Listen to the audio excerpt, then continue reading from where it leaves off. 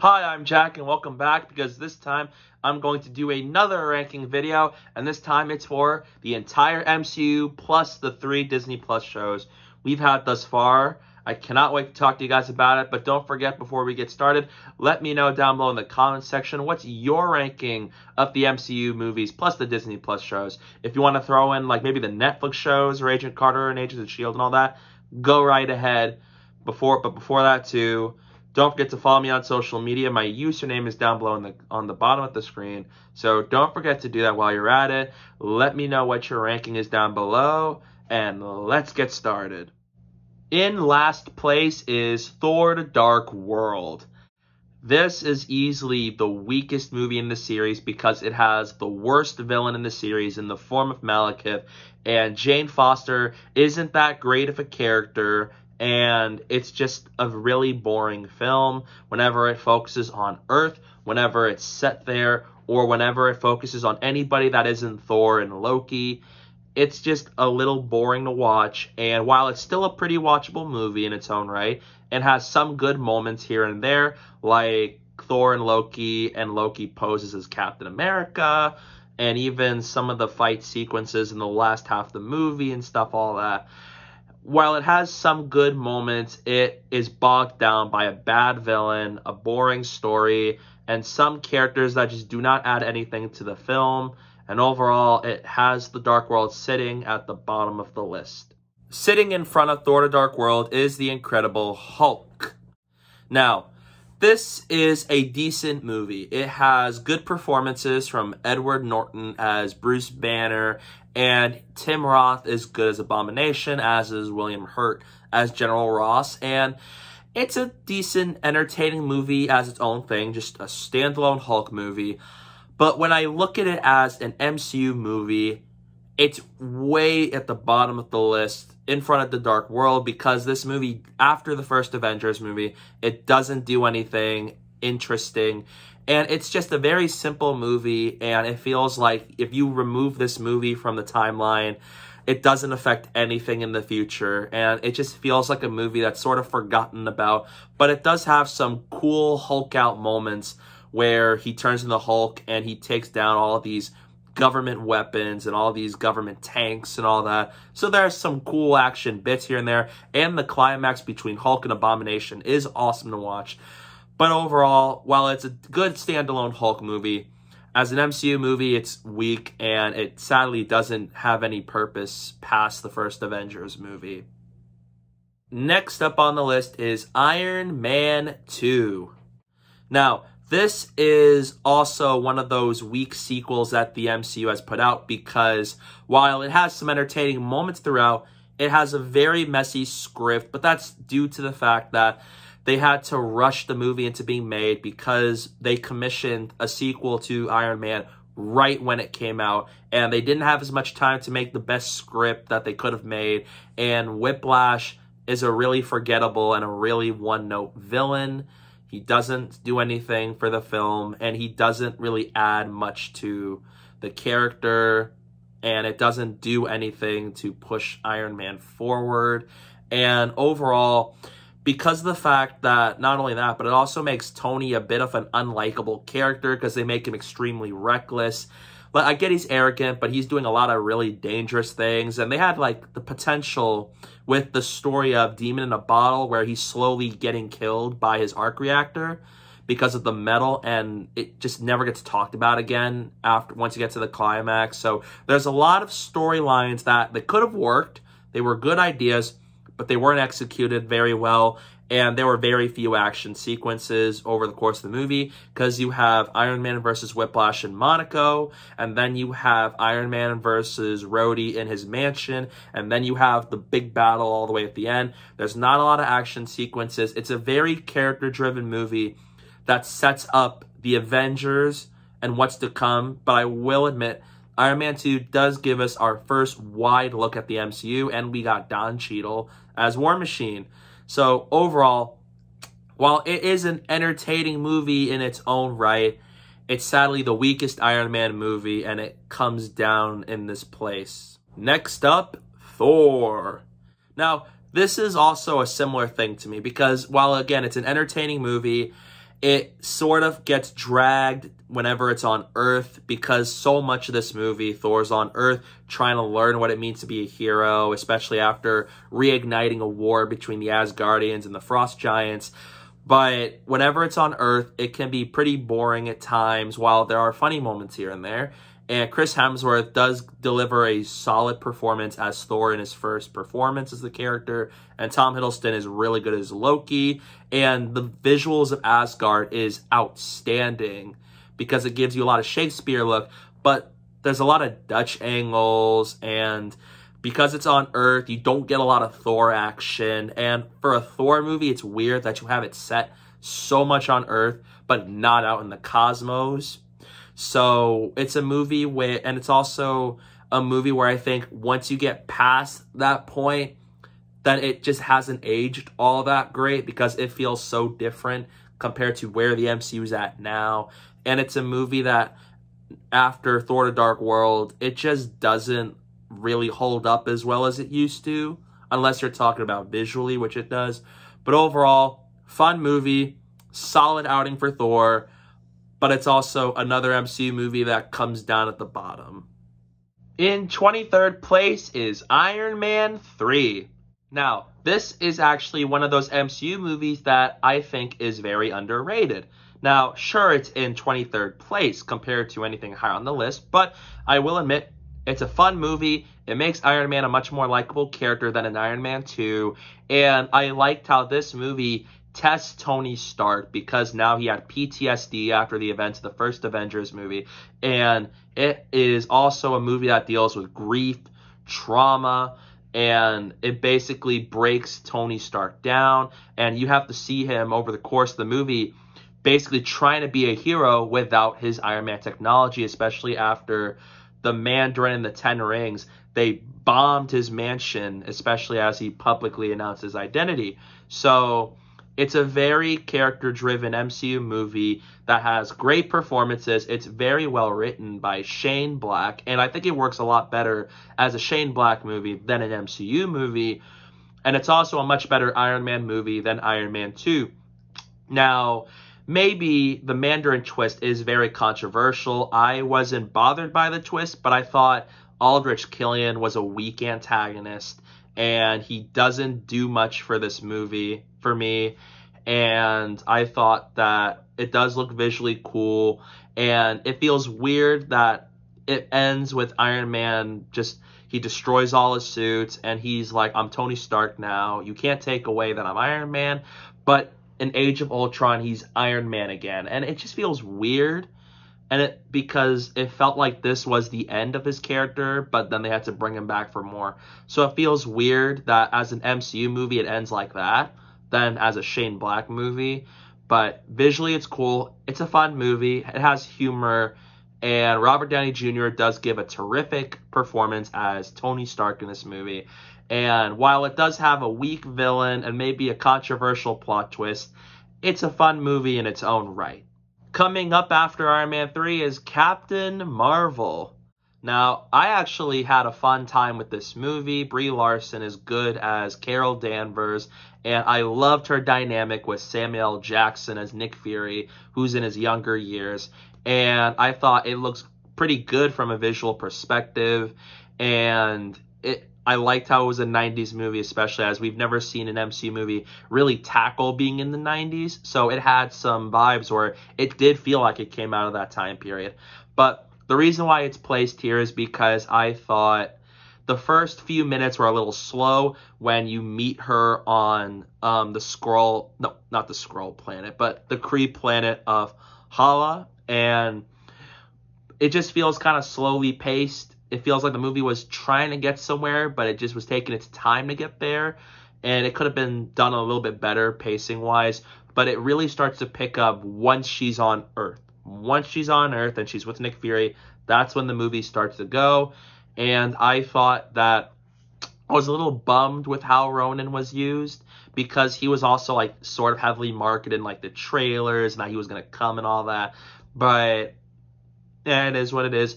But one thing that I did not like at all was that they revealed that Nick Fury lost his eye because Goose scratched him. That ruins Nick Fury in a lot of ways, because then it makes Nick Fury a character that's hard to be taken seriously, and it's just done for jokes, and I did not like that. And it just ruined how in The Winter Soldier he said, "Last time I trusted someone, I lost an eye." But overall, it's a fun movie. It's a smaller scale, the more self-centered film. It's entertaining to watch. It definitely does not deserve the hate that it gets. And while it's definitely not top tier MCU, it does have nice moments here and there to make this movie a solid viewing. In 21st place is Avengers Age of Ultron. Now, when I was younger, I was pumped for this movie because I was waiting for the next Avengers movie to come out, and I was loving the trailers, and even then, I loved the movie at the time. However, as time passes, I feel like the movie is not as good as it once was when I thought about it first. It's still a fun movie in its own right. It has great dynamic with the Avengers and great new characters in the form of Scarlet Witch, Vision, and Quicksilver. And visually, it looks better visually than in the first Avengers movie. And it has lots of awesome moments here and there. However, I thought Ultron was a weak antagonist and also one of the more disappointing MCU villains in recent memories. And a lot of this movie feels like setup for Phase 3 than trying to tell its own story. And I thought that they did Quicksilver dirty by you introduce him and they kill him off. Granted, of course, the rights with X-Men at the time were complicated, so they had to do it. But it was a bummer, and it feels like a very messy movie because at one hand you have Ultron, and then you have the Phase 3 setup, then you have the Avengers stuff, and it was marketed as this dark movie, but it ends up being kind of lighthearted, and I didn't like how Ultron cracked jokes. That just doesn't feel right to me. But overall, it's a fun movie. It's a fun sequel. It's definitely nowhere near the level of the first Avengers movie, but it can work as an entertaining sequel. In 20th place is the recently released Black Widow.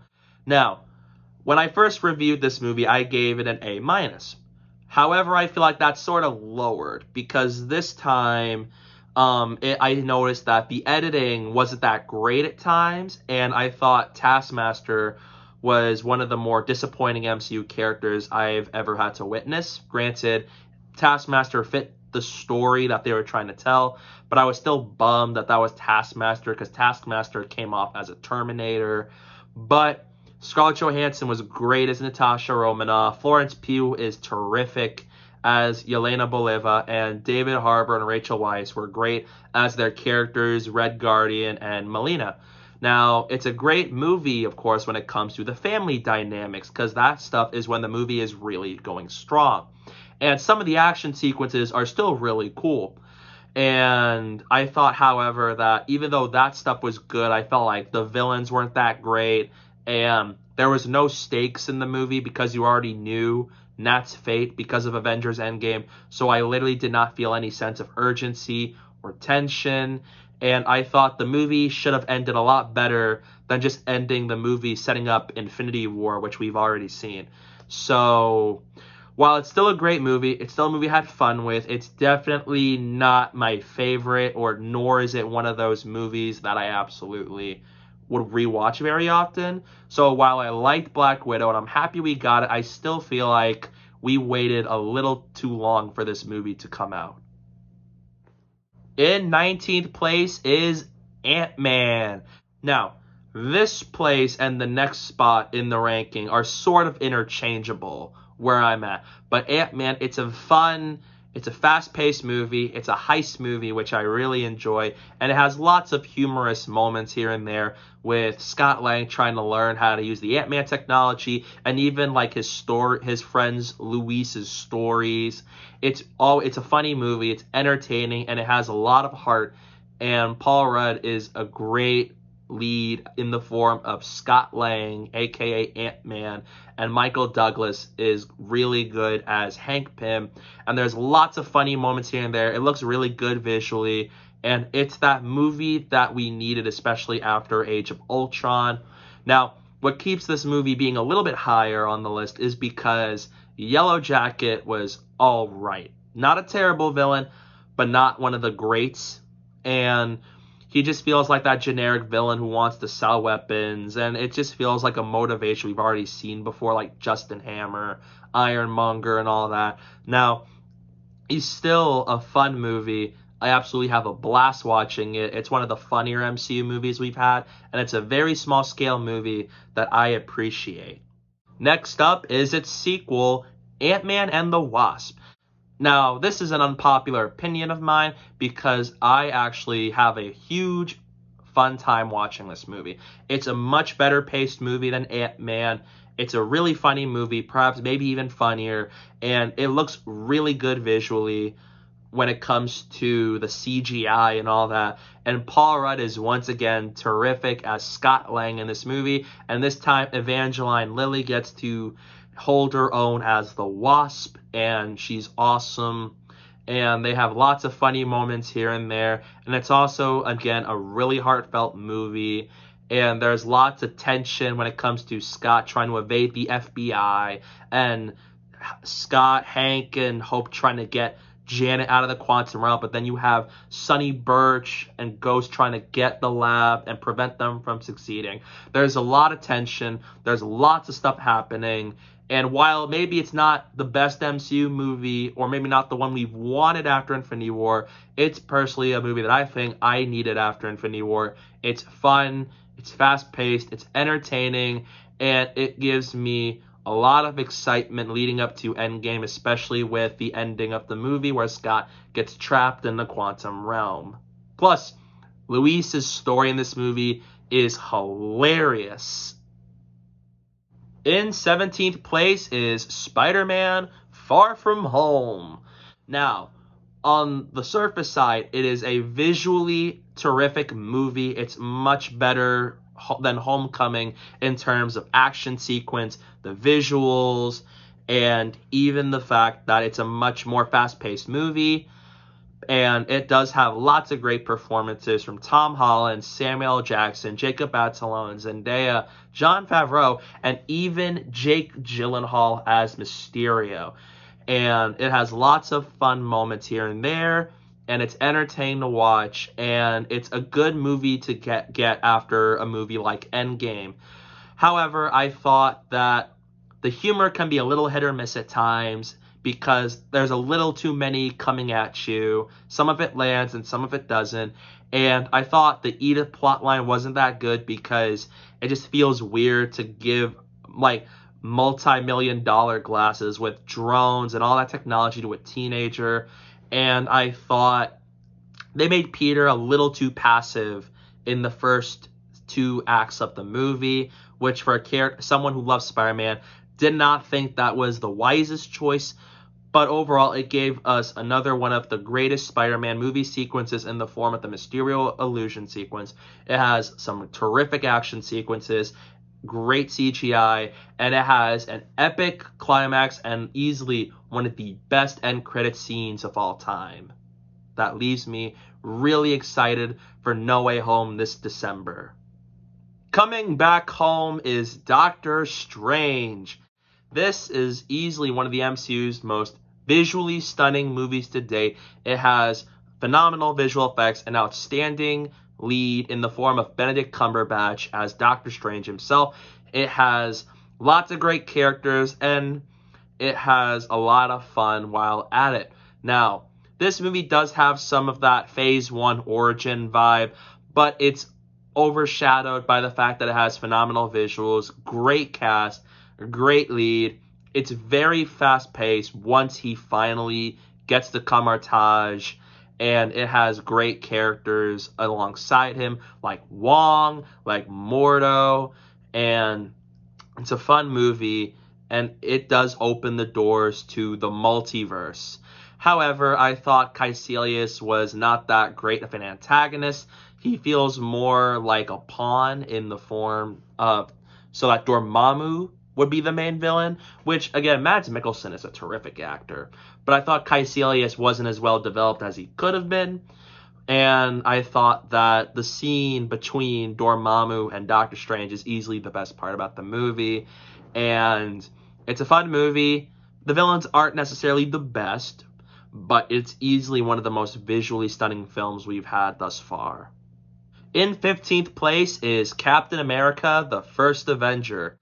This is one of the best origin stories in the MCU. It is a World War II movie, sort of, for Marvel, and it has a great opening to Captain America's arc in the MCU. Chris Evans sold to us that he could portray this character, and it has a great score from Alan Silvestri, and it has lots of action, lots of fun moments, and it is a very fun and lighthearted movie. And Red Skull was a good antagonist, and it has lots of great setups for his future role in the MCU, and even future movies like The Avengers and Captain America the Winter Soldier and many more. And it's a lot higher on this list now because of how satisfied I was at the end of Avengers Endgame. Now, it's not a perfect movie necessarily, because I thought the pacing in the middle half feels a little weird, and sometimes it just takes a little too long to get Steve to finally become a super soldier. But this is still a fun movie. It's very lighthearted, it's action-packed, and it is a great origin story and a great start to Captain America in the MCU. Next up, after the first Avenger, is SpiderMan Homecoming. Now, this is easily a very fun MCU movie, because I was hoping for a while that we would get a Spider-Man movie in the MCU, and after we got Captain America Civil War, where we were introduced to the MCU's version of Spider-Man, we finally got a full-fledged Spider-Man movie, and it is fun.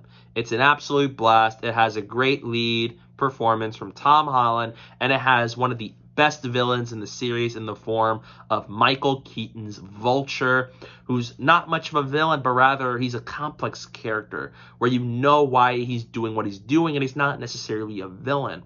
And it's a very charming movie with lots of fun moments, and it is a funny movie too. It has great dynamics from like Peter and Ned, and Peter and Liz, and Peter and Tony, and Vulture and Peter. It has lots of great characters, lots of great moments. It's fun. It's well-paced, even though at times it just slows down a little bit. But it is a very delightful movie, and it has another great Spider-Man movie sequence in the form of him lifting the rubble in the third act. Coming after Homecoming is the first MCU Disney Plus show, WandaVision. Now, WandaVision is easily one of the most unique, one of the most interesting projects the MCU has delivered to date.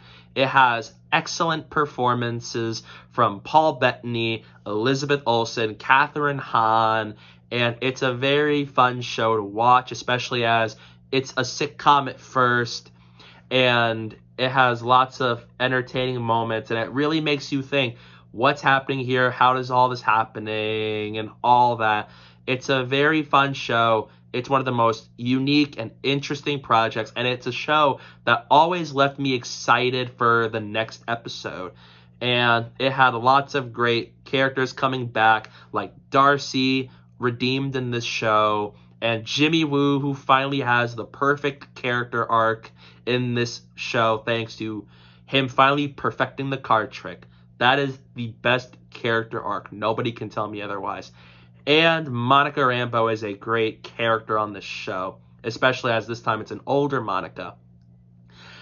However, I feel like the sword stuff was not necessarily as interesting to me, because whenever it was about Hayward, who was a very weak antagonist, who was not very well developed, it just does not feel interesting, and it just makes me wish the show focused a lot more on what was happening in Westview with Wanda and Vision and them, because the sword stuff in the end felt like the least interesting stuff to me, and it just feels a lot more like this show is trying to go from being one of the more unique properties to being something that the MCU has already done. And I thought the finale was rushed, not bad, but it was a rushed finale because it all of a sudden had action sequences and it had like all of this explosions, and it feels weird for a show like WandaVision because it was a sitcom. Plus, they should have made Wanda like the full-fledged villain, as she had this whole town hostage and was causing all of them to be tortured and in pain. And the fact that they decided to make Agatha the villain just to like make it like, no, they want to make Wanda the superhero, that feels really odd to me. Again, Catherine Hahn was great as Agatha, but I feel like Wanda should have been the villain because that's what it was clearly set up to be. And it should not, and I feel like the sword stuff just was not necessary. It did not need as much focus as it did. And I wish the finale was done a lot better and it felt a little more character focused than what we got. Again, it's not a bad finale, but it's not perfect either, and it was pretty rushed. However, it does give us setup for Multiverse of Madness, and I am so excited for it. It's one of my most anticipated movies, and plus we finally got to see Wanda as the Scarlet Witch. In 12th place is Black Panther. This is easily one of the more thematically richer movies in the MCU and has one of the better stories of the MCU movies thus far. It is a very interesting film in the series because they decided to make this movie focus a lot more on some modern day issues, and I think it did a really good job at doing it. It had excellent performances from Chadwick Boseman, rest in peace, and Michael B. Jordan, Lupita Nyong'o, and Martin Freeman, Winston Duke. Almost so many people delivered their A game with this movie, and it has such an excellent story with lots of great moments, and it feels like the MCU's version of The Lion King, and it's such a great movie, lots of great moments. It is easily one of the MCU's best standalone films to date, and it really revolutionized the world when this movie came out, and it leaves me really curious to see what is the sequel going to do with the mythology of Black Panther. However, I thought that the CGI was weak at times because in the third act primarily, there's a lot of moments where it feels like a video game and it did not look that great because it was heavily CG'd. So at times the CGI did not look that great, and I didn't like that they killed off Claw in the movie because he is like Black Panther's signature villain who's always there to make his life miserable. But they killed him off in the middle of the movie, and that felt like a waste to me because of all the stuff they could have done with him. So while I do think the CGI was weak and I wish they didn't kill off Claw, Black Panther is still an amazing film. It is one of the MCU's best, and it is easily one of the more thematically richer stories we've had in the series. In 11th place is The Falcon and the Winter Soldier, or also known as Captain America and the Winter Soldier. This is a terrific character-driven show about Sam Wilson, who dropped the mantle of Captain America even though he only had the shield, and what that resulted in. And I loved seeing Bucky and Sam team up to take down the Flag Smashers, and they are trying to do whatever it takes to stop them. And that brings back Zemo. It gets them the conflict with John Walker, the new Captain America. Plus, it reunites them with Sharon Carter. And it gives them lots of trouble from time to time. And it also gives us a very satisfying resolution to the story of Sam finally becoming Captain America, which was well worth the wait. It has lots of character-driven moments, especially in episode 5, and it makes Bucky and Sam more real-world people. Like, you know these kind of people. You can relate to them, and I love that a lot. Plus, John Walker was an excellent character on the show because he's not a villain, but he's more of a complex character where he has good goals, but the way he does to get there, not so good. And I loved the performances from the cast, like Wyatt Russell, Anthony Mackie, Daniel Bruhl, Sebastian Stan, and many more. It's a terrific show. It's one of the MCU's strongest properties to date, in my opinion. And I loved the Isaiah Bradley storyline, where it brings the show to tackle more modern day issues like racism and terrorism. And I really loved how they tackled it. It feels satisfying to me, and the finale did a nice job at getting all of this done together, even if at times it feels a little bit rushed, but I wasn't too bothered by it because I loved what they were going for, and it all went out on a high note in the end. However, the only reason why the show was in 11th place and not anywhere on the top 10 is because the Flag Smashers themselves, I thought they were weak characters, weak antagonists.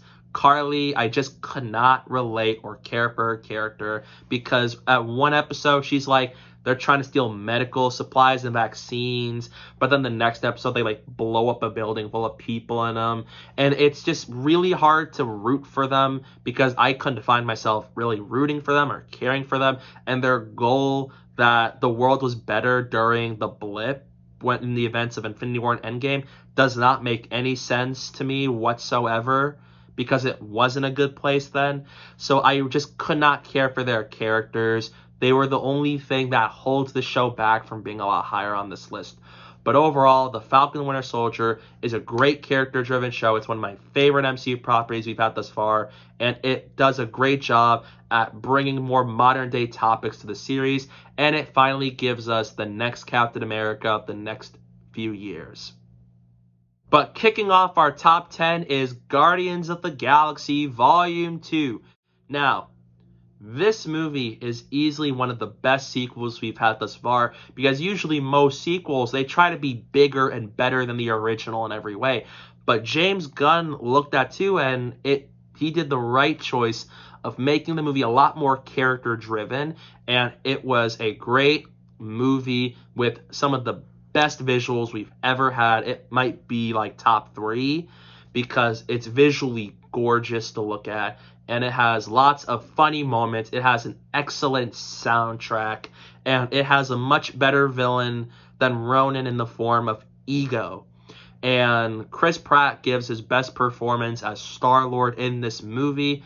It has lots of tear-jerking moments like the death of Yondu, and Star-Lord finding out that Ego killed his mom, and scenes like Rocket and Yondu, just lots of sad moments, but lots of funny moments, lots of lighthearted moments, and this movie really tests the bond of the Guardians while they try to save the galaxy once again.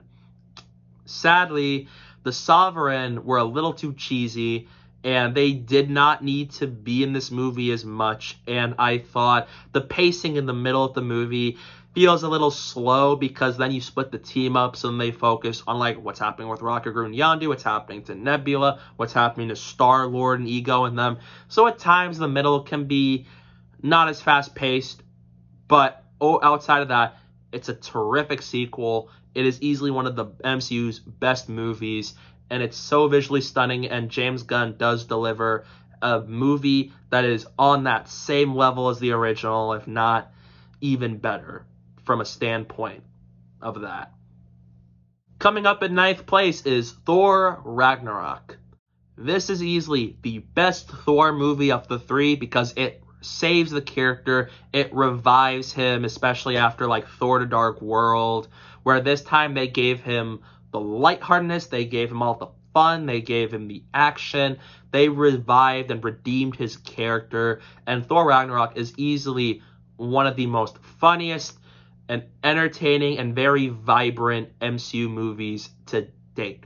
Chris Hemsworth gives a phenomenal performance as Thor, and it was great seeing Mark Ruffalo come back as Hulk, and we've had great villains in the form of Cate Blanchett as Hela, and Jeff Goldblum as the Grandmaster is terrific. This movie did to Thor what Captain America the Winter Soldier did to Captain America, and it is a fun movie, and it has awesome action sequences like the Thor and Hulk gladiator match, and even the climax, and it has iconic songs like the Immigrant Song from Led Zeppelin. It is a fun movie. I have an absolute blast watching it, and it's such a colorful movie, and I have such a fun time with it. And Loki, of course. He's Loki. I love him. Sadly, the only thing that prevents me from putting this a little bit higher is because there were a lot of moments in the movie where they undercut emotional moments with jokes, like Thor lost an eye, and then immediately once he gets his godlike abilities to finally go to God mode, then it just gets thrown to the side. It's like, it's okay. And a lot of emotional moments could get undercut by jokes, and I think that was not necessary. I wish they let some of those emotional moments breathe a little bit more. But overall, this is the best Thor movie. It revives the character, and Taika Waititi does a marvelous job with this movie, and I am so excited to see what he does with Thor Love and Thunder. In 8th place is Loki. This is my personal favorite of the Marvel Disney Plus shows thus far.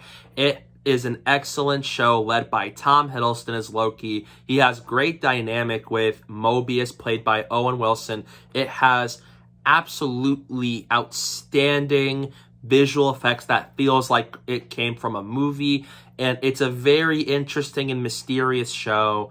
And Kate Herron and Michael Waldron did a tremendously spectacular job helming the show. It takes Loki and gives him his own mystery crime thriller kind of show, and it gives you lots of questions with like where the timekeepers are, what's Sylvie trying to do, or how is this going to end, who's behind all this. And it is such an interesting, it's a very engaging show. It has lots of okay. It has lots of great character moments, especially from characters like Loki and Sylvie, and it has easily one of the most shocking endings for a comic book TV show, because this time Sylvie kills He Who Remains, and that leads to the whole multiverse branches out, creating all of these different realities, which is going to lead into Spider-Man No Way Home and Doctor Strange in the Multiverse of Madness. Plus, it sets up his variants, known as Kang the Conqueror, as the next big threat in the MCU. It's an excellent show. It is one of those shows that blew me away in every way, and I had such a fun time with it. And it has easily and one of the best scores out of any MCU property we've had thus far, and it is the best of the Disney Plus shows we've had. In 7th place is Guardians of the Galaxy. This is one of the biggest surprises the MCU has ever given us, because everybody thought this movie was going to fail. Nobody knew who these characters were for the most part, if you're a general audience member. But it came out and it blew everybody away. It has an excellent direction from James Gunn, spectacular acting from Chris Pratt, Zoe Saldana, Dave Bautista, Bradley Cooper, and Vin Diesel, Michael Rooker, and just everybody was amazing in this movie. It's another visually gorgeous film, and it takes this story about a Ravager who finds this orb, and he gets caught in this scheme about these villains who want to destroy and take over the galaxy, and he forms the Guardians with these other strangers, and it's a fun movie. It's also one of the funniest MCU movies we've had thus far, and it has one of the best soundtracks in movies, and it feels like an 80s space adventure in a way. And it's such a movie with lots of heart, lots of humor, lots of sad moments, and it is an absolute blast from start to finish. And it shows you that you can make a movie off of C and D-list characters and it can still be successful. And it gave us a great sequel afterwards that gives us our fan favorites of the series with the Guardians of the Galaxy. However, Ronan was a weak antagonist. He's the only thing in this movie that prevents me from putting this movie a lot higher on this list, because I thought he was a pretty one-dimensional character. I get his motivations, but he wasn't compelling, wasn't necessarily that interesting to me. Lee Pace was good with what he had to work with, but I just thought from a writing standpoint, Ronan could have been a lot better than what he ended up being, but that doesn't stop me from having an absolute joy of a film with this movie. Next up is the movie that started it all, Iron Man. Now, this movie was a huge risk because they didn't have a script. They cast Robert Downey Jr. in the lead, and everybody was worried, but it did so well. It is amazing. It is one of those movies that, from this point on, I give this movie an A+, because Robert Downey Jr. is truly amazing as Iron Man, and it has this great story about a weapons engineer and a billionaire who gets trapped in a cave by terrorists, and he builds the Iron Man suit, and he uses that suit to fight crime. And it's such a fun movie, and it's elevated a lot more because of how Endgame ended, and it's such an important movie because it kicks off the wider MCU. It's fun, it's entertaining, it has lots of great moments, and it does a good job at kicking off both the MCU and Iron Man's story arc. And this is a movie that's so small scale that you have to appreciate what this movie has done, because if this movie hadn't happened, we wouldn't have everything else. Plus, it has a very shocking ending with the I Am Iron Man reveal that truly changed the comic book landscape forever, and an end credit scene that sets up the wider MCU. In 5th place is the mega all-star team-up movie, The Avengers. Now, this is actually my first MCU movie I've ever seen, the first PG-13 movie I've ever seen, and the first live-action comic book movie I've seen. This movie is very dear to me because it was that first movie to get me into like movies and comic book movies in general, and it had a brilliant screenplay. Even though I am not really a fan of Joss Whedon, but I love the cast. The actors were absolutely marvelous in this movie, and their dynamic with one each other is so good. It's so eye-popping, and they are so engaging to watch. When you see characters like Iron Man and Thor and Captain America and Hulk, with Black Widow and Hawkeye fighting villains like Loki. It's such a fun movie to watch. It has lots of great humor from time to time, and it does a marvelous job at giving us the first full-fledged live-action team-up superhero movie to absolutely dominate the box office at the time. And it is easily one of the most revolutionary comic book movies we've ever had.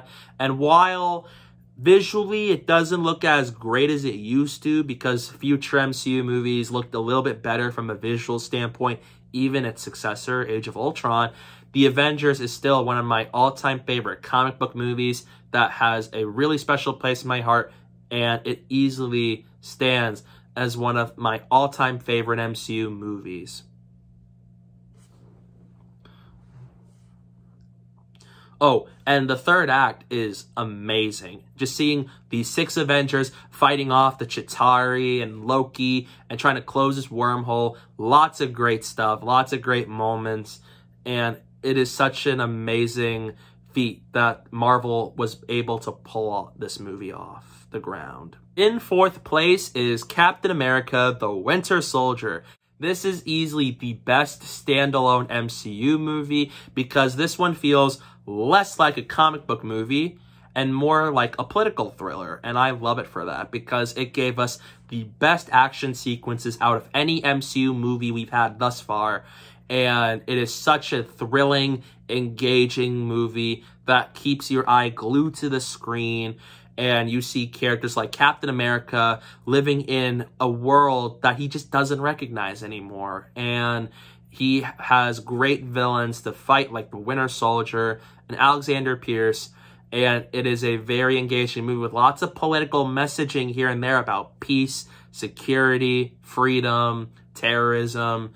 And it has a terrific score from Henry Jackman.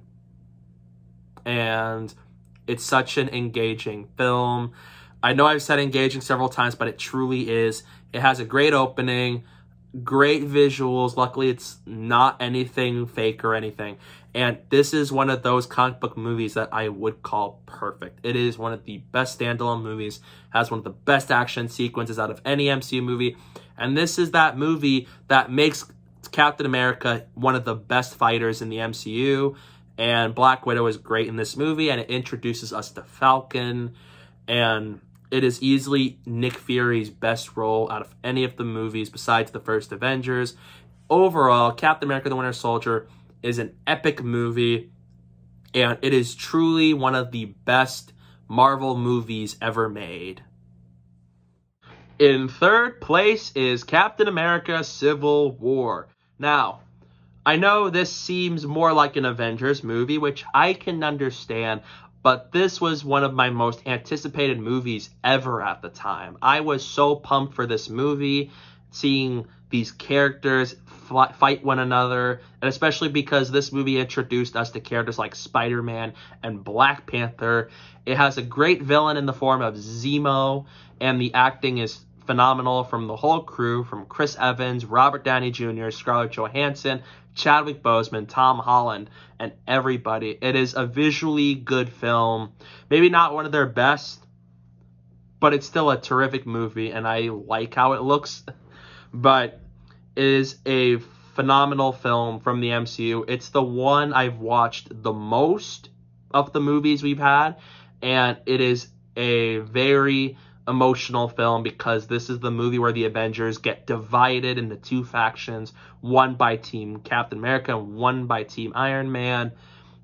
Lots of great action moments, lots of great character moments, and yeah, it has a lot of engaging thrills and action sequences, like I mentioned already, like the chase between Cap, Black Panther, and Bucky, and the airport sequence, and it has one of the best climaxes out of any MCU movie with Cap and Bucky versus Iron Man as they fight each other, which is the moment where the Avengers have truly been disassembled. Now, I also got to give this movie more bonus points because it was a phenomenal introduction to Black Panther in the MCU and also Spider-Man, who I've been wanting to see for so long, and easily they pulled it off with this movie. The Russo brothers have helmed some of the best MCU movies, and this is one of them. In second place is Avengers Infinity War.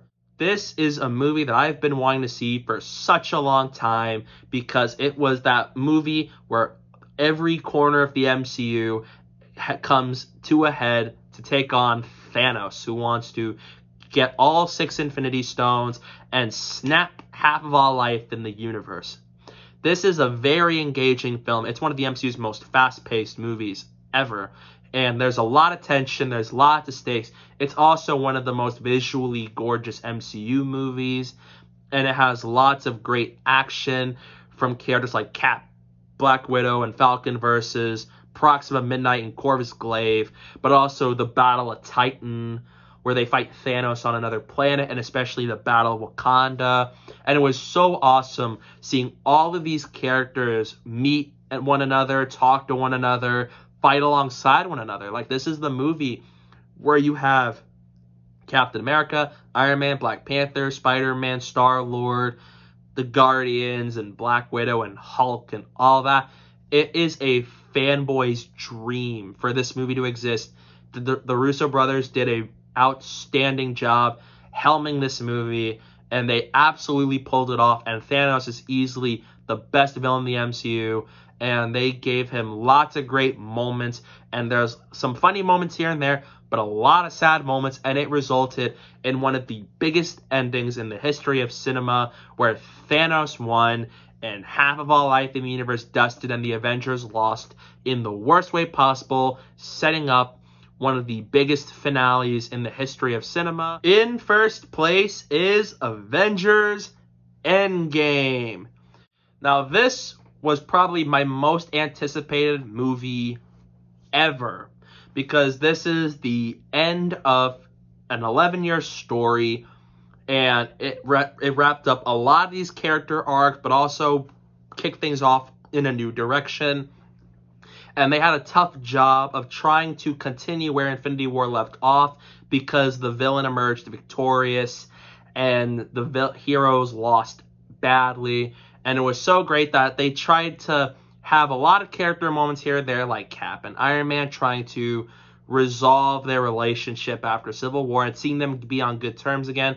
Plus, you see Thor grieving over the fact that he was not able to stop Thanos, and also the fact that Hawkeye lost his family and he becomes Ronin, starts to kill criminals, and Black Widow trying to keep the Avengers together. There's lots of great character moments in this movie. It is a funny movie from time to time, and it has lots of great action sequences from like the middle all the way to that climax, and it has an excellent opening where after those first 20 minutes, I was shocked that I did not know how they were going to continue from there.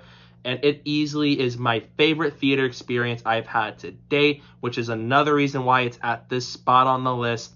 Plus, it's a tribute to all these areas of the MCU where it wrapped up Iron Man's arc, Captain America's arc, Black Widow's arc. It went to all of these locations, which is why I loved the time travel aspect, and I thought the logic made sense to me. So I loved seeing them go to like Vormir and seeing them go to places like New York in 2012 and Asgard in 2013 and even in Morag in 2014. And it was so cool seeing them go to all these different places in time to get the stones, to undo what Thanos did. And it was such a heartfelt movie, lots of great character moments, and it does a nice job at tributing all of these moments in the MCU. It is easily what the MCU's love letter to date. So if you don't like this movie, that's fine, but I would kind of feel bad for you. But anyway, but also the fact that Endgame has my all-time favorite climax out of any third act in any movie, where Captain America, he's all alone, the Avengers have been knocked out, they've been defeated, and Thanos unleashes his army upon the area, and you see Cap, he's just all alone. He goes up there like he was going to do whatever it takes to stop him, and then Falcon calls him with the "on your left," which I loved, and then the portals start to open, and then you got one of the most legendary scenes in cinema with portals. It was amazing. It was jaw-dropping. It was exciting, and it is easily one of the most comic booky scenes we've ever had, and one of the best today.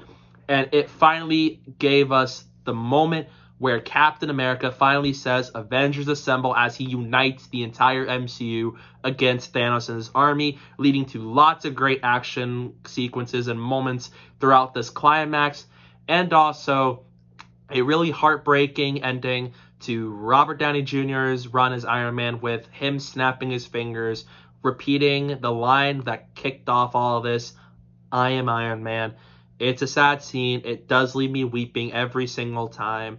And it is an excellent comic book movie that does a marvelous job at wrapping up all these storylines. It is easily a love letter, and I loved how they set up all these future moments, like with Guardians 3, Thor Love and Thunder, Spider-Man Far From Home, all of it. It's a fanboy's dream come true, and it is a movie that I adore so much. It's my personal favorite movie of all time. And I love the ending where Captain America returns the stones, but he gives Sam Wilson the shield, setting up the Falcon the Winter Soldier. But I loved how this entire movie ends with Cap and Peggy dancing. It really leaves me in absolute joy that Cap had the best ending possible. All in all, you got my favorite MCU movie, you have my favorite comic book movie, my favorite movie of all time, and another movie that's brilliantly helmed by the Russo brothers. So Avengers Endgame comes in first place. Thank you guys so much for watching. Forgive me if that was a long video. I would love to hear you guys' ranking of the MCU down below in the comments section. I know we might disagree, but that's the beauty of opinion. So let me know down below in the comment section. And don't forget to follow me on social media, because my username is down below on the screen. So don't forget to do that while you're at it. And thank you guys so much for watching. So don't forget to hit that like button and hit that subscribe button and stay tuned for more.